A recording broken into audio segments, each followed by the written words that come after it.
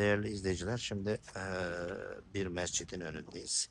Mescidimizin adı nedir? Yuxarı Gövhər Ağa məscididir. Şuşanın ən qədim məscididir. 18-ci əsrə aiddir.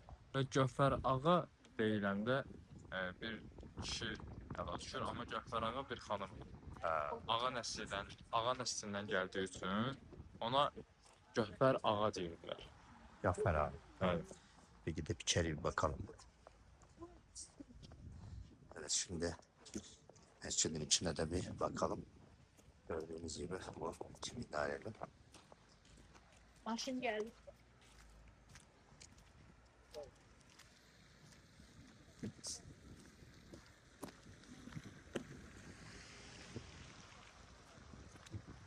Evet, mescidin önünde aşk tazeliyor gençler. Dualar ediyorlar. Bunlar böyle.